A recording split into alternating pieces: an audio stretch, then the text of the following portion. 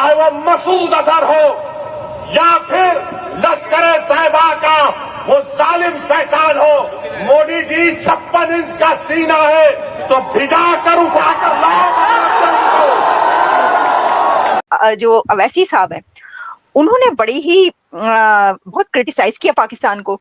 तो सर मुझे हैरत ये हो रही थी कि पाकिस्तानी बड़े गालियां दे रहे हैं, उनको बहुत बुरा भला कह रहे हैं। उन्होंने नरेंद्र मोदी को मशवरा दिया है कि भाई अगर ट्रंप वेनेजुएला जा सकता है तो भैया तुम पाकिस्तान जाके मसूद अजहर को और ये जो 26/11 वाले थे इनको नहीं लेके आ सकते।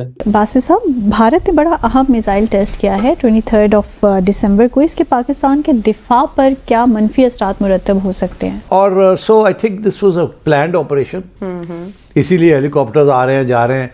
कोई एक शॉट नहीं फायर हुआ फ्रॉम वेनेजुएला जिसके इतनी ज़बरदस्त चाइनीज़ मिलिट्री एड है, ये है वो है, हथियार है, जहाज है, सब कुछ है। अब भारत ने देखिए ना जो K4 मिसाइल टेस्ट किया है 23 दिसंबर को, जिसका आपने हवाला दिया, ये इंटरमीडिएट रेंज बैलिस्टिक मिसाइल है। लेकिन ये तो वही पाकिस्तानी है जो अवैसी के पाँव धो धोकर पीते थे। यानी ऐसा होता था कि मोदी को बुरा कहते थे और कहते थे देखो अवैसी कितना जबरदस्त बंदा है, देखो अवैसी मुसलमान है वहां का और कितने जुल्म होते और अवैसी डट के खड़ा है। क्या ये मुमकिन किया जा सकता है?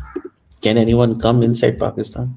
इसमें तो अब कोई शक नहीं है ना कि भारत इस खित्ते को आर्म्स रेस की तरफ लेकर जा रहा है। तो ये इंडिया के अंदर होप्स बहुत हाई हैं कि हम इंडिया बहुत कुछ कर सकता है। भाई कर सकता तो दे कैन ट्राई करे ना। तो ये शोले के गब्बर सिंह वाली धमकियां दे रहा है। मोदी के बारे में तो ये बात करते हुए तुम्हारी मुंह में आ जाती है। मोदी के बारे में कोई बात नहीं हो रही। नमस्कार दोस्तों, कल असदुद्दीन ओवैसी ने एक ऐसा बयान दिया जिसने पूरे पाकिस्तान को हिला दिया है। दोस्तों, उन्होंने कहा जिस तरह अमेरिका ने वेनेजुएला में घुसकर वहां के राष्ट्रपति को उठाया, उसी तरह भारत को भी पाकिस्तान में घुसकर हाफिज सईद समेत जितने भी आतंकवादी हैं उन्हें उठा लेना चाहिए। दोस्तों, ओवैसी जी के इस बयान के बाद पाकिस्तानी मीडिया में पैनिक मच गई है, क्योंकि उन्हें अच्छे से पता है कि भारत यह कदम भी उठा सकता है। लेकिन दोस्तों, यह कदम तब उठाया जाता है जब आपके पास जंग के अलावा कोई ऑप्शन नहीं रह जाता।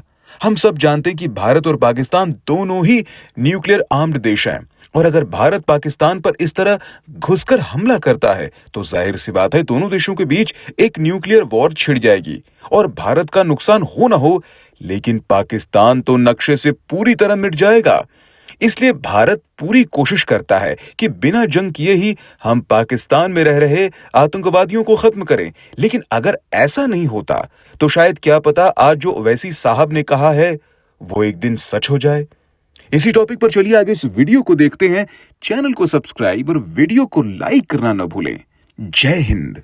इंडिया के अंदर असदुद्दीन ओवैसी साहब जो हैं हैदराबाद से, उन्होंने नरेंद्र मोदी को मशवरा दिया है कि भाई अगर ट्रंप वेनेजुएला जा सकता है और वहां से जाके दिन रात के अंधेरे में वेनेजुएला के प्रेसिडेंट को उठा के लेके आ सकता है, तो भैया तुम पाकिस्तान जाके मसूद अजहर को और ये जो 26/11 वाले थे इनको नहीं लेके आ सकते। मोदी साहब आपको कौन रोकता है? मोदी साहब आप ये क्यों नहीं करते? ये जरा सुनिएगा इनकी कहानी और ये फिर इस पे बात करते हैं। आज हमने देखा कि वेनेजुएला में ट्रंप ने अपनी फौज को भिजाकर वहां के एक जमहूरी तौर पर मुंतखब शुदा सदर को एक मुल्क से, उसी के मुल्क से उठाकर अमेरिका लेकर चले गए।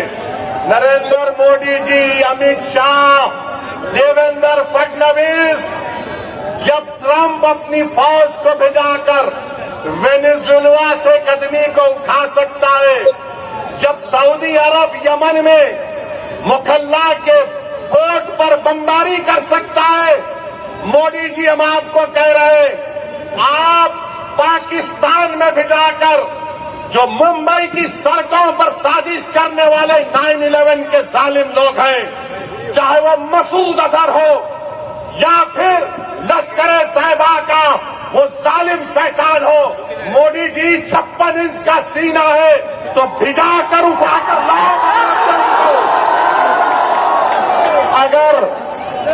अगर ट्रंप कर सकता है तो क्या आप कम है?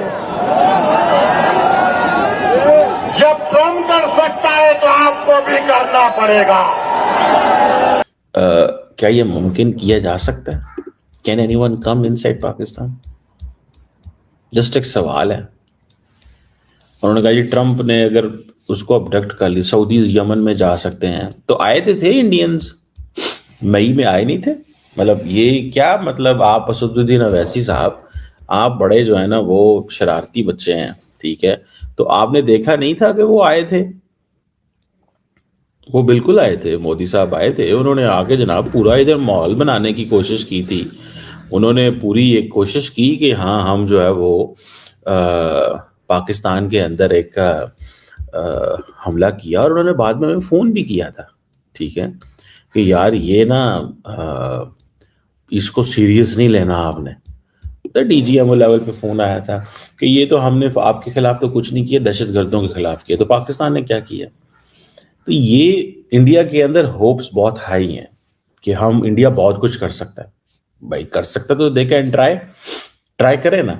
मतलब मैं तो आई विल बी वॉचर, मैं भी एक मैं वॉच करने वाला हूँ। बासित साहब, भारत ने बड़ा अहम मिसाइल टेस्ट किया है 23 दिसंबर को। इसके पाकिस्तान के दिफा पर क्या मनफी असरात मुरतब हो सकते हैं? देखिए, मनफी तो क्या, इसमें तो अब कोई शक नहीं है ना कि भारत इस खित्ते को आर्म्स रेस की तरफ लेकर जा रहा है।